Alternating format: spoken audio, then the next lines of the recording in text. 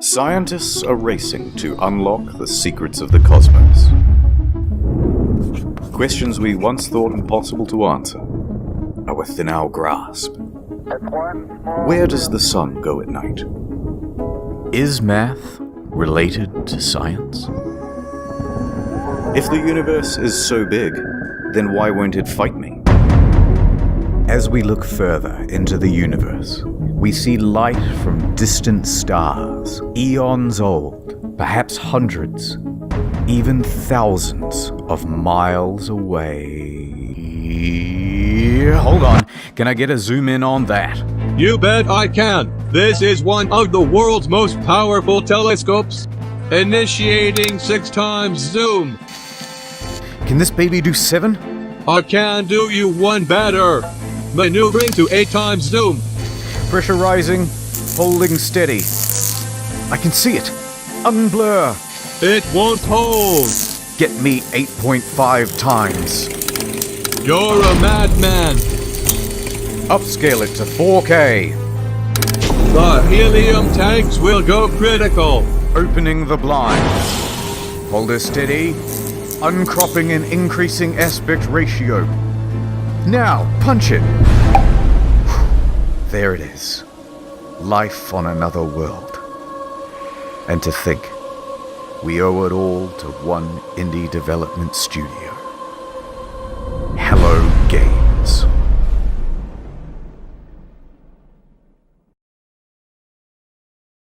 Let's start at the beginning.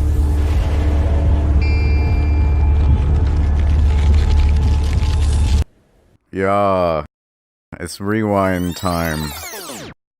Okay, the year is 2009, Guildford, England. There's a man named Sean Murray, and he's just founded a company called Hello Games. Sean and the boys are working hard on a brand new IP called Joe Danger. 2010 AD, the game just came out. It's a success. They're a small team, but they are ambitious. Let's do something bigger, said Sean. Let's reach for the stars. How about Joe Danger 2? Brilliant! It's 2012. Joe Danger 2 has just come out. But that one doesn't perform as well. We need to do something even bigger than Joe Danger 2. Joe Danger 3? No. Even more out of this world. Something no man has done before. Joe Danger the mobile game? Yes! And that came out in 2014. Seriously, guys, biggest thing you can think of. I'm just a stock image, dude. Why don't you think of something? Sean pondered for a moment, then turned and looked wistfully into the mirror. Reflected back was the visage of Neil deGrasse Tyson. If you're going to make a space game, first person, it's never been done before. How about that? I'm going up in orbit to repair the Hubble telescope. So that's not a knife. Who are you going to have sex with? How much microwaves are coursing through your body now? Planet, said Murray. Space game. Procedural generation. Planet. Okay, that sounds good. Yes, we all agree. So they set to work, cobbled together a prototype, and by VGX 2013, they are ready to announce another new IP. No Man's Sky. Check it out.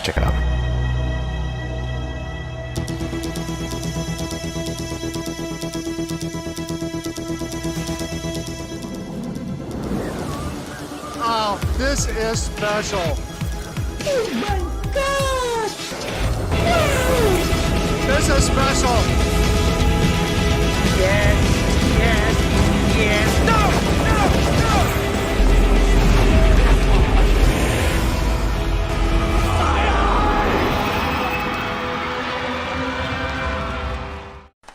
It's 2014, and it's E3 hype time. No Man's Sky has promised to be a game like no other. A practically boundless experience vibrant with life and color and things to explore. What's over there? You'll have to be the one to discover it. And then, wow, look at that big f***ing dinosaur, holy shit! And a moment later, we're in space, having a battle amongst a giant fleet. Claim a planet as your own. Explore the galaxy with your friends. Okay, that's it. This is gonna be the best game ever, you guys. It even won awards for its hype. and it will release in June 2016. The hype train was officially loading up and ready to chug out of the station. At every stop of the journey, there would be press junkets talking about the amazing scale of the game. Spread across 18 quintillion planets, it's so vast that by the time you finish exploring it all, I would have 2 new videos published. Sean himself was doing the interviews, because who is better to talk about the game than the lead guy himself? He went from interview to interview, and with each question, the answers he gave raised people's expectations of the game's scope. Can you land on a comet? Yeah, at the moment you can land on asteroids. You could encounter other players. Can you grief other players? A little bit. They're literally building your own massively multiplayer world that's procedurally generated. Sand planets like in June, rivers, walking sentinels, hacking. So sophisticated that light diffracts through the atoms, they had to redevelop the whole periodic table to make it work. What? Even Elon Musk was hyped for it. 2 years go by. It's early 2016, and that hype train is really moving now. Perhaps one of the biggest in video game history. Reddit was shoveling most of the gamer fuel. Skeptics and naysayers are treated as ballast and thrown from the carriage doors. Pre-orders open, and they are doing very well. The date is booked in. Some are even taking the day off work. So much hype there is that... uh-oh. Jason Schreier of the soon-to-be defunct Kotaku is about to spoil the party. He announces a delay. From June 2016 to August. Oh my god! Liar, the incensed audience cries. Please be quiet, they said. And death threats too. But he was 100% right. A week later, the delay is officially announced. Ooh, sorry lads, we need more polish, said Sean in his usual accent. To that, Sean received some death threats too, by the way, although he didn't take them as seriously or go to the police. Yet. Sometimes foreshadowing is relatively obvious. But the impatient crowd relaxed a bit and said, fine, we will wait. But we expect a level of polish no man has ever seen. So let's talk about the team in charge of all that polishing. It's small. Tiny. In fact, I haven't been able to find a smaller team behind a AAA release. All of these expectations are on the shoulders of just 6 people, expanding to a team of 15 by the end of production. Oh god! July. It's just a couple of weeks until the release date. Whatever the state of the game by now, however much it's finished, that's what's going out. The Hello Games team celebrates with this iconic image. The quintessential soy face. They're exhausted. Look at what video game production does to a man. God, what's wrong with your face? Nonetheless, they continue, working on the day 1 patch, and... uh-oh. Sean, if your game isn't coming out for another 2 weeks, then why is there a box copy on eBay? That's right, it's a leak. Someone broke the embargo and is selling early access to the highest bidder. And the bids start rolling in. It reaches $1,300 US, sold to some guy with the Reddit handle Damien. He gets his hands on it and starts uploading footage to YouTube and Dailymotion. What the frick? Said Sean and Sony. Damien finished it a lot quicker than expected, but he gave it a decent review. There are things I don't like, there are things I like, but at the end of the day, when I say to myself, what is this game supposed to be? This, what I'm looking at right here, this is what the game is supposed to be. He noted a few problems, but said he was optimistic that they would be ironed out with the day 1 patch. Sean? It's another leak. Some retailers broke the official release date, journalists too, and they started streaming playthroughs of the game. What the Sony tried to DMCA all these videos, but their aim was terrible. Round of applause, everyone. We've officially become No Man's censored by Sony. Our news story from earlier this week about No Man's Sky leaks has been hit with a copyright strike on YouTube. They went bumbling around from platform to platform, just taking down any video that even talked about the leak or showed the trailer footage.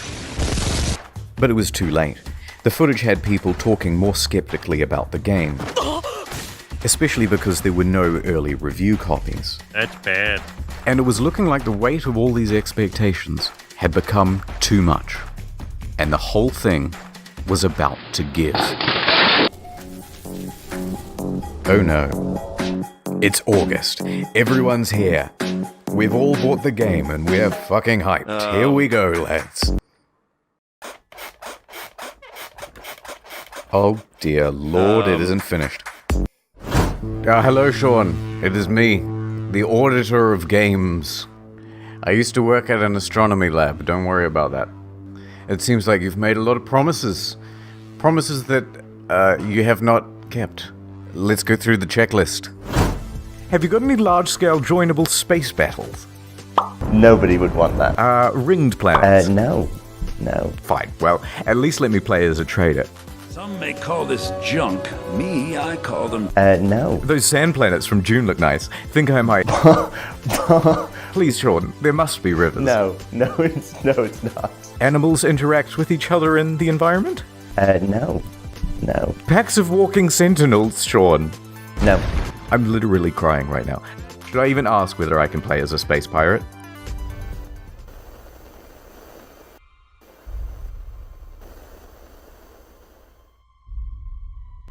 No. Factions with different attributes. You picked the wrong house, fool! Oh! Fly between star systems manually. But nobody's actually done it yet. If I can maneuver like in the trailer, I'll still be happy. No. Well, day-night cycles determined by the orbit of the sun. Yeah. Really? No. Land on an asteroid, radio chat, and name your shit. Hacking, portals, all that stuff about the elements, Sean. No. This is not good, Sean. This is very not good. And ironically, the only bugs this game doesn't have are the butterflies in the demo. Buried buildings, aggressive emojis, tractor beam malfunctions, animal husbandry, oil slick world, raining grass, retarded animals doing retarded things. Ship's interiors disappear, first person mode as a gun. That's not how flying works. That's my only means of transportation, leaving the planet. Take off. Really take off. Holes in the map. Holes in my graphics card. Whole lot of nothing from down here. Textures bugging out, animals bugging out. Animals breakdancing. Look at these busy hands. Hello there. And a couple of unrequested ejector seats.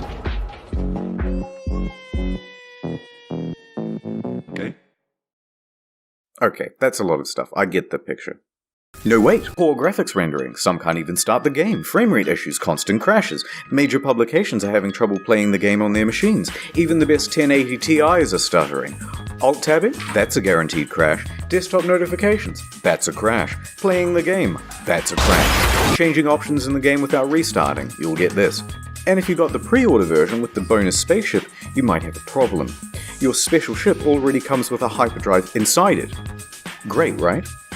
No, because you have to craft it in order to finish the tutorial missions. And if you haven't finished the tutorial missions, you can't leave the star system. So whoops, until they patch it, you're stranded. That's why I give my kids No Man's Sky. a fool.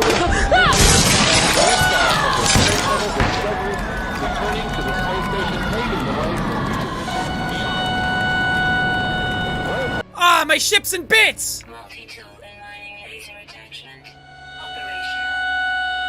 Okay, thank you. Just a quick note about how high expectations were for this game, and just how many people bought it on release, myself included. Over 750,000 purchases on Steam at launch. It's the single best-selling game on the PlayStation Store that month. And the large proportion of people who bought it in the hopes of playing with their friends, well, you're in for a surprise. This one is a literal game changer. Is it even possible to meet up with your friends in No Man's Sky? The answer is absolutely yes, it's possible. On multiple occasions, Sean said it was definitely in the game. Will you be able to play with your friends? Yeah. Can you run into other people, other players on the game? Yes. But then just before the release, Sean posted this cryptic tweet. To be super clear, No Man's Sky is not a multiplayer game. Please don't go in looking for that experience. Oh, what? So there's no multiplayer function? But then the next line contradicts that. Because the chances of two players ever crossing paths in a universe this big is pretty much zero. Oh, so it is multiplayer. You just have to overcome this finding each other hurdle. So you're telling me there's a chance? Yeah! Right? No, it's more confusing than that. Because the box doesn't mention online play, just network features. And the collector's edition had its online play icon stickered over. So customers are going, which one is it, Sean? Just tell us if it has multiplayer or it doesn't have multiplayer. Sean wouldn't give any answers. But after hundreds of thousands of purchases, people soon took it upon themselves to find out. Despite the claims that it would be so improbable. Chances of that are incredibly rare, just because of the size and vulnerability. On the very first day, two people noticed they were only 4 star systems from one another, and they met up on the same planet in a live stream. Oh dear. A black pillow. Our streams are exactly lined up. If you go look at my stream, we're looking at the exact same area right now if you don't move. Yep, that's the same spot. And they can't see each other. I'm alone! That settles it. It's not multiplayer because it's so big. It's not multiplayer because it's just not fucking multiplayer. And this led to quite a revolt. What did Sean have to say about all this? So amazing, 2 people found each other on the first day. That has blown my mind. So why can't we see other players in game? Wow, so many of you playing. Yeah, Sean, but what? Truly amazing. My mind is blown. So what's the game actually like then? Is it any good? That is a difficult thing to say. Well, it certainly is stylish and pretty, and there are a lot of places to explore. But that doesn't mean there's much to find. In fact, the game boils down to a very simple loop. Hold down the trigger to pick up resources, deal with a full inventory, get an upgrade, leave the planet, go to another planet. Hold down the trigger, deal with a full inventory, get an upgrade, leave the planet, go to another planet. Hold down the trigger, deal with a full inventory, leave the planet, go to another planet, deal with a full inventory, get an upgrade, leave the planet, go to another planet. That's it. $60, ladies and gentlemen. Refuel your multi-tool, refuel your life support, refuel a separate part of your multi-tool that shoots bullets instead of the mining beam, refuel your launch thrusters. It's busy work that makes it look like you have something to do. It's not real. How dare you! What followed was one of the most dramatic crashes in player numbers in gaming history. Sales in the UK fell by 81% in the second week. Concurrent players on Steam dropped from 212,000 in August to just over 2,000 by September and fewer than 1,000 by October. And what followed that was perhaps the biggest pile-on in gaming history. Reviewers on YouTube panned the game. Oh, for fuck's sake! You done fucked it up! I had no hype, and I can tell you that, even without that disappointment, this game is hot garbage. Has anyone coined Sean Mourinho yet? Numerous times within the first 2 hours of the game, I kept saying, this is it, fuck this shit. Reviewers in the media were almost as harsh. Devastating realization that most of the crafting, combat, and other activities you do on and between those planets ranges between bemusing and outright bad. The criticism was deafening. And a lot of it really funny and creative. Krobycat made a video that captured the sentiment of that day, and if you haven't seen it yet, you're missing out. So people are furious, the game is boring, and soon people discover that complaining about the game is actually more fun than playing it. Wait, I'm now 3.5 hours into the tutorial pretty much. So they started complaining about it like they were grinding for an achievement. This sucks. Fucking Minecraft in space! Many people made compilations of all the unfulfilled promises. One guy on the subreddit compiled a big list of all the missing features. Front page. Got a defense for No Man's Sky? Enjoy your downvote. In fact, the entire No Man's Sky subreddit was in such disarray it had to be locked. So by the end of the month, Metacritic was like scrolling through a bowl of Cheerios. By October, it was one of the worst rated games on Steam, with an aggregate of mostly negative from more than 70,000 reviews. The outrage at the game was headline news for weeks on dozens of games news publications, and the price on eBay and Amazon and secondhand at GameStop was crashing through the floor. Please, no more. But the beatings had only just begun. The demo planet was data mined and found to be, of course, totally scripted and not randomly generated at all. I've just got to pick one of these at random.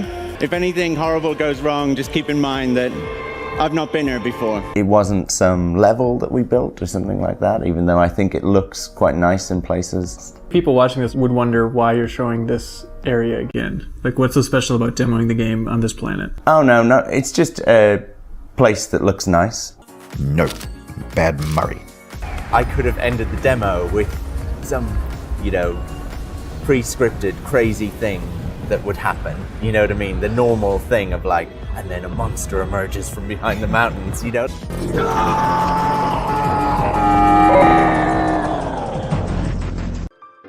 People see what's going on with the game and feel lied to. This is false advertising, they say, and angry customers start scoping out a lawsuit. On September 28th, the ASA busts through the door and goes, "Yep, too many complaints. We're going to investigate."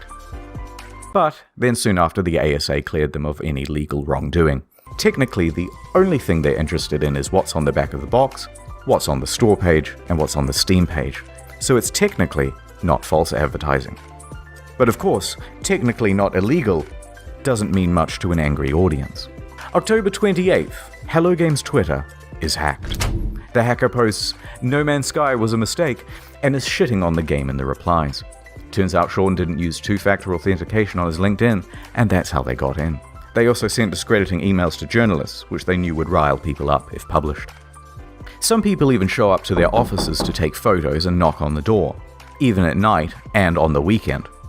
They posted empty pictures of the office, so, naturally out of context, this started rumors that Hello Games simply took the money and ran. This in addition to numerous bomb and death threats during that period. Those ones Sean did have to take seriously. Regular intervention from police and Scotland Yard and things like that.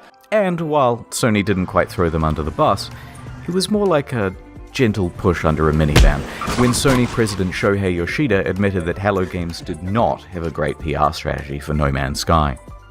The press took the ball with that one and ran. But despite all of this, all of the negative press, they were actually nominated for a couple of awards.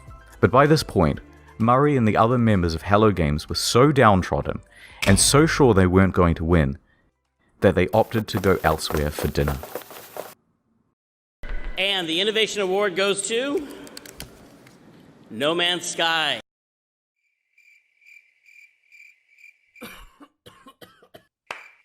Oh, bro. This lovely trophy going once. Whoops. I'm going to accept this on the behalf of Hello Games, and congratulations to them. And now I'm going to walk off stage like I planned that whole thing. By this point, you've got to feel just a little bit sorry for them. And then what followed that was the final straw for many. No particular incident, but a lack of incidents. Silence. Over 3 months of not a damn word from No Man's Sky. Where are they? Where is my refund? Where is Murray? Shouted into the void. The game was over. And it was dead.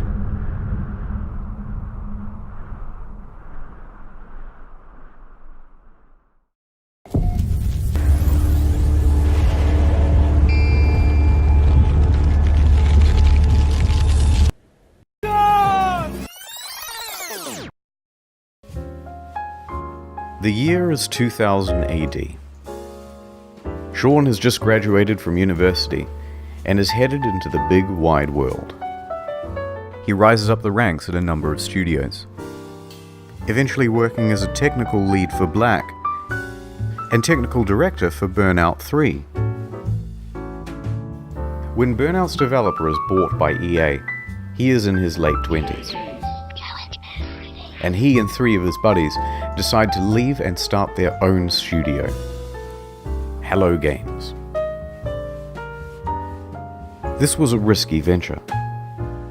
So we'd done this incredibly foolish thing of quitting our jobs, and then we had to sit down and try and decide what the game was going to be.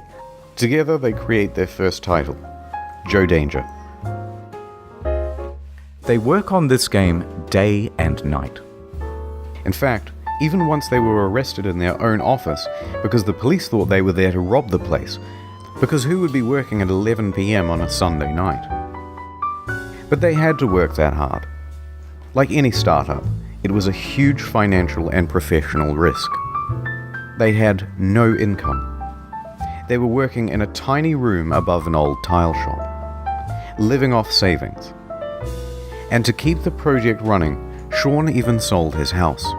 So we made a really tough and probably at the time seemed really foolish decision. It's kind of almost embarrassing for me to talk about.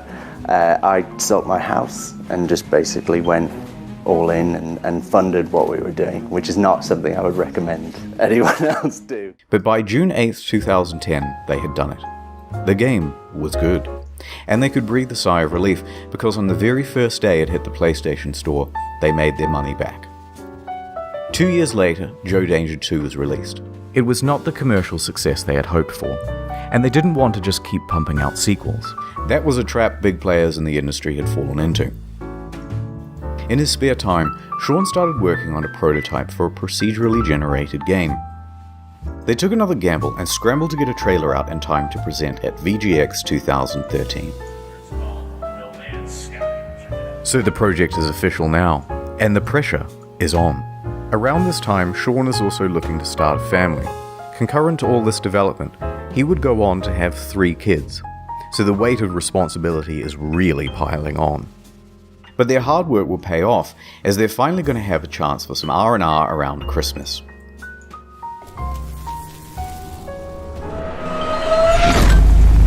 They woke up to find their homes flooded, their cars submerged, and their plans for Christmas Day very much ruined. Bad news. Rain. Rain and flooding in the south of England, right around the Hello Games office. They are completely inundated and they return from their holidays to find laptops floating around at waist height. But some good news, they hadn't lost any data. So they pull together. Soldier on. Development continues. So there they are, working in a damp office, and then ding dong. Ooh, who's at the door? It's Danish mathematician Dr. Johan Gerlis. He's seen the game, and he says, "They are using my super formula," in perfect English, and there is a potential for a lawsuit. Sean says they didn't, and he can prove it. So they have a meeting, and the claim is eventually dropped. Lawsuit evaded. So back to work, guys. Ding dong. It's Sky Television. They've seen the game. "You are infringing on our Sky trademark," they said in perfect text-to-speech. They had succeeded in getting Microsoft to change SkyDrive to OneDrive, and they were about to give gamers No Man's 1 under threat of lawsuit. But this lawsuit didn't just go away. The threat loomed over them for the next 3 years, right up until the month before release. So they get back to work and ding dong. It's Sony, with some good news for once. "We like your game, kid. We want to feature it front and center and make you a big star." This could mean millions of dollars in additional revenue. They said, yeah. But along with it, a lot of press for this game would need to be done. Being a small team, they didn't have anyone for PR. They had their designers, they had their developers, and that was about it. So it's up to Murray. Sean's in his early 30s now. Not super young, but relatively young, and inexperienced for this type of media circuit. This deal with Sony put extra pressure on them. It set deadlines. It's not that it's Sony's fault, but they're locked in now with much less flexibility. So when May rolls around, and they have no option but to delay, even if they wanted to ask for an extra 6 to 12 months of development, which they really need, it's probably too much to ask for. So they extend from late June to August. Only 6 weeks. From here, you can predict what's going to happen to multiplayer and a bunch of other promised features. So here's how the hype happened.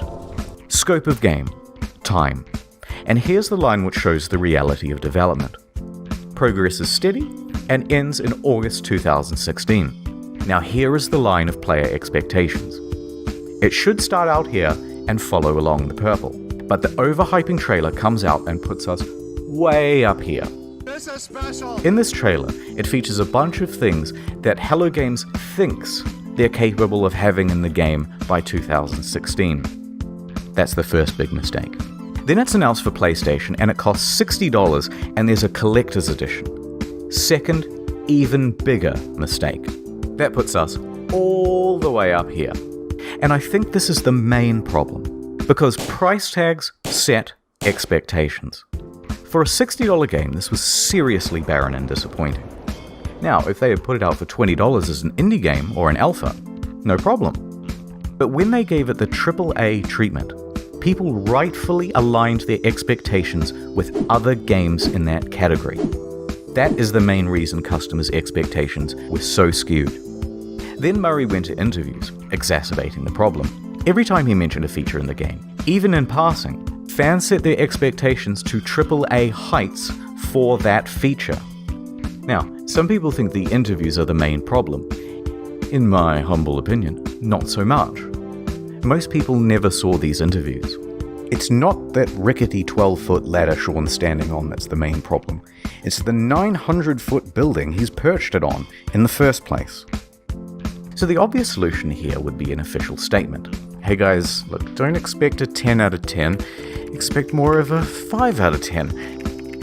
No, the publisher just sank an enormous investment of marketing and opportunity into the game. What's wrong with you? And that would be a huge middle finger to them.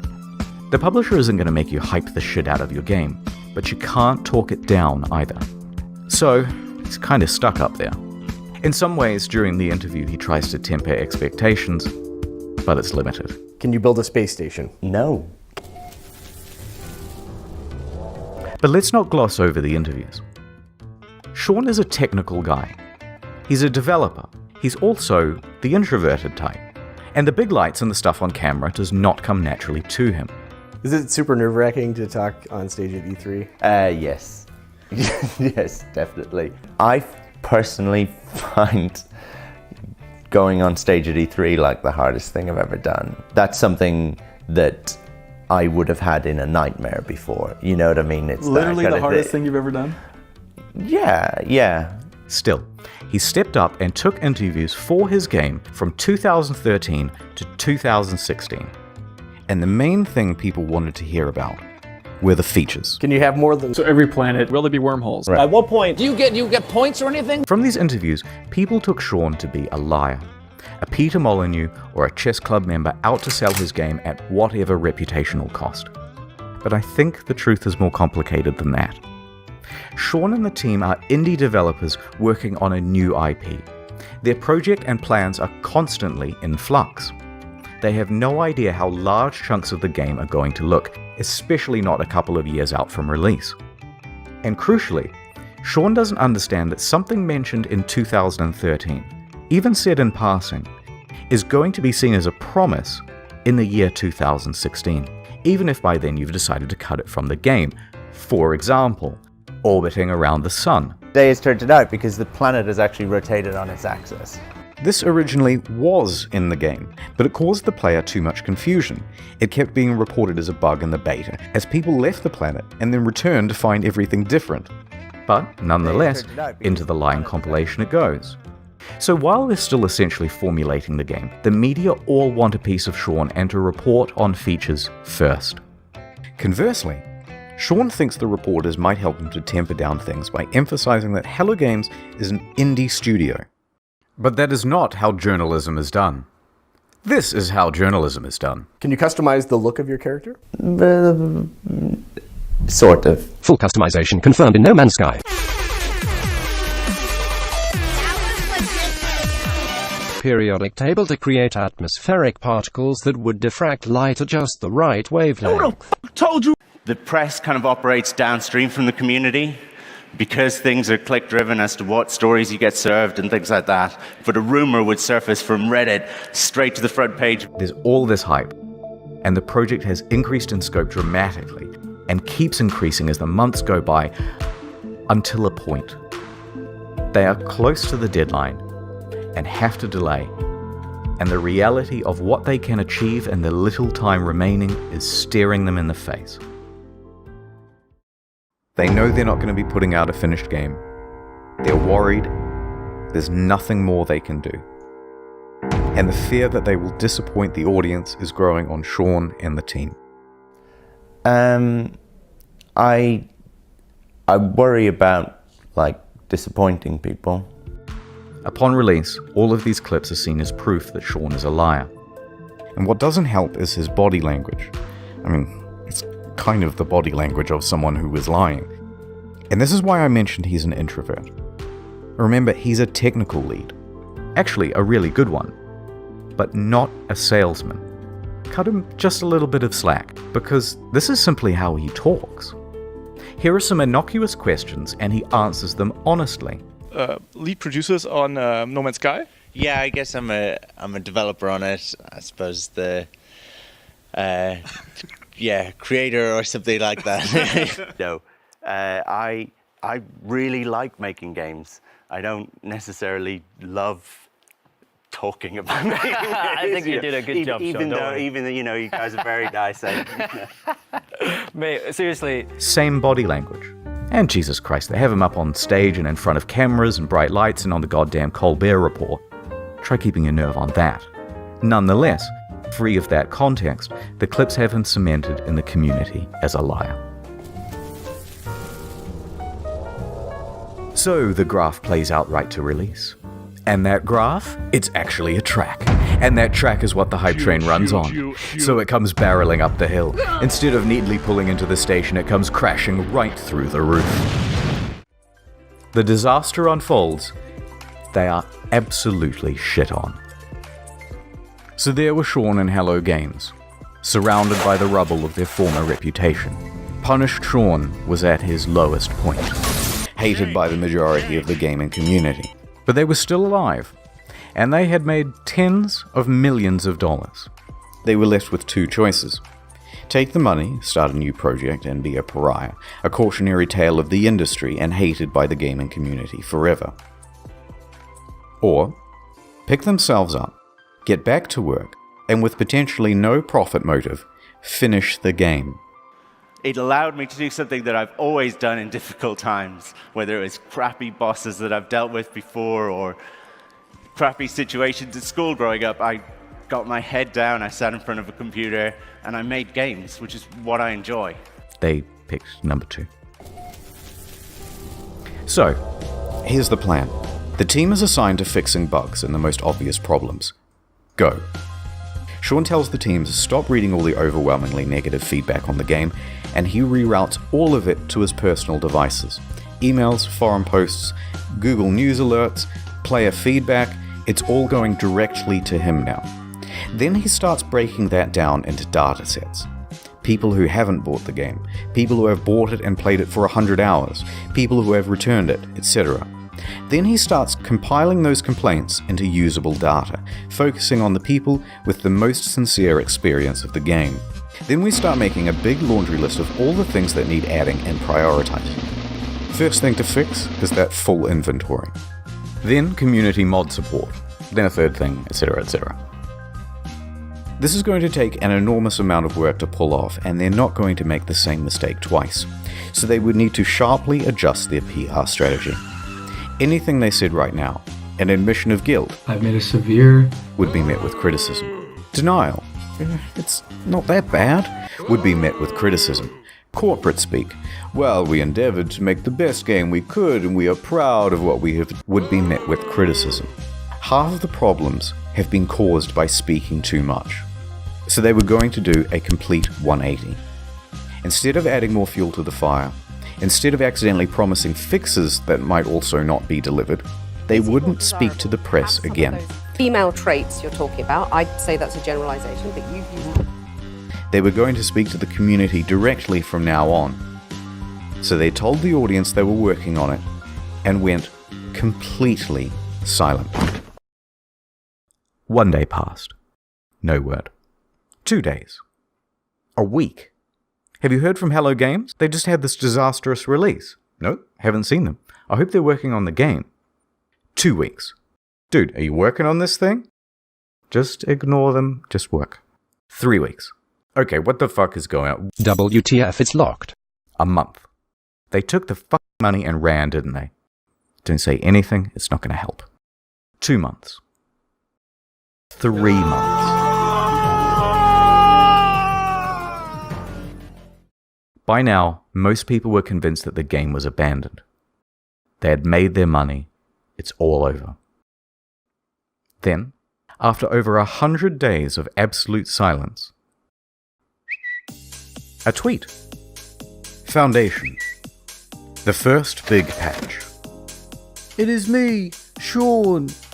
No, go away, Sean. I am mad at you. It has been too long. But I bring you gifts. His accent sucks.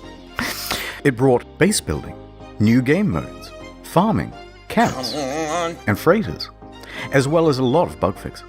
You will have to try harder than that, Sean, to win my love back. It still fell well shy of the promised game. Too little, too late. So Sean left, returned to his team, and got back to work. A few more months went by, and then another tweet. Pathfinder. What do we have here?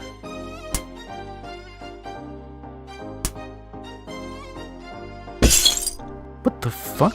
Oh, it's you, Sean. I bring you online base sharing, own multiple starships, starship specialization, multi-tool specialization and classes, permadeath modes, vehicles you can drive around in, and create racetracks for them too with time trials.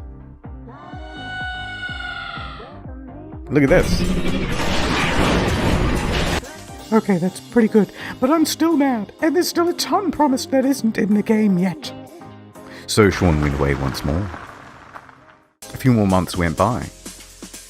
A knock knock. Oh, it's you, Sean. What is it now? I bring you an overhaul to the storyline. New worlds, crashed freighters, space combat, terrain editing, portals, procedural mission system, interstellar trading, and joint exploration. By now, people were really starting to warm to No Man's Sky again, and to Hello Games. The game has in many ways exceeded what was promised. It's a substantially better game now. No Man's Sky is back, baby! People saw this was an honest effort to fix the game, and the number of employees working on it was growing, from a studio of 15 to 25. Sean Murray and Hello Games social media also started becoming more active and engaging with the audience.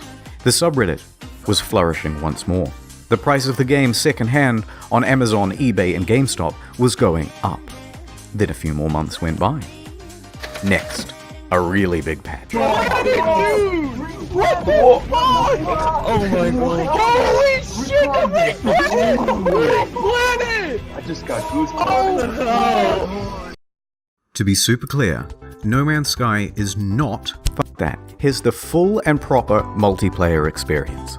Ringed planets, third-person mode, character customization, a galactic atlas on an external website for the community, vast overhauls to base building and crafting and resources, and it also brought the game to Xbox. In fact, with the release of Next in July 2018, No Man's Sky was the 6th top-selling console game for the month.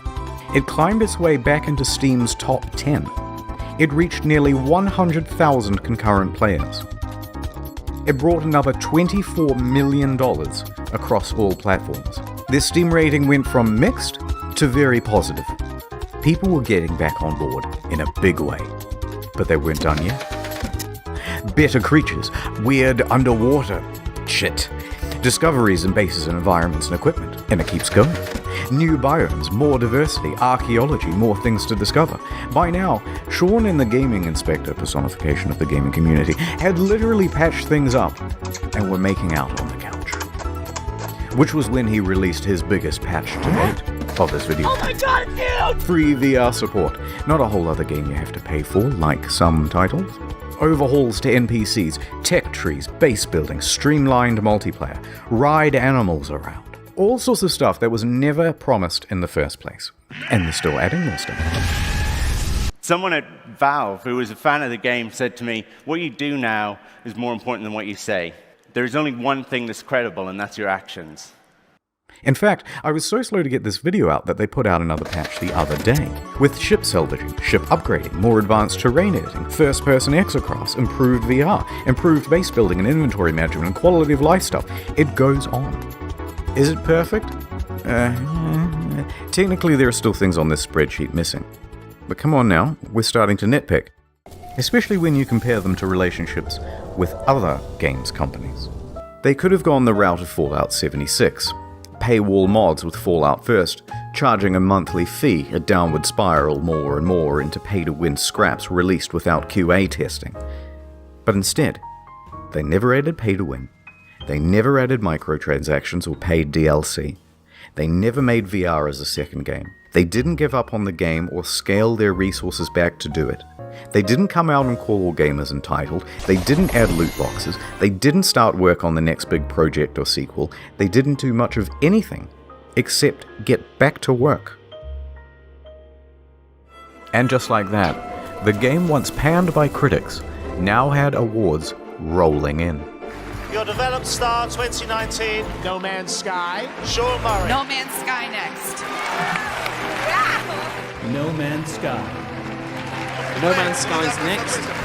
No Man's Sky. And to cap it all off, the subreddit No Man's Sky the Game even got together and pooled money for a GoFundMe to have a billboard installed near the Hello Games offices. It must have been a harrowing moment for Sean and the team. They took a huge risk to start a small studio. They clawed their way up to create one of the most notable games of the console generation, disappointed pretty much everyone with the release, and took one of the biggest online beatings in video game history for it. As a family, post-release, we faced some really difficult challenges.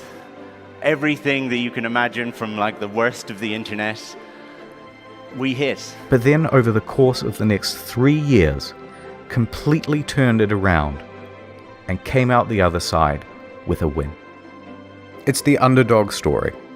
And after doing all of this research, I couldn't help but come to the conclusion that they were the good guys. Gay! So what is the future for Hello Games? In 2017, they announced Hello Labs, a support program focused on original titles and games using procedural generation. Two of the team also branched off to work on a small title called The Last Campfire. But for the foreseeable future, they're just working on No Man's Sky.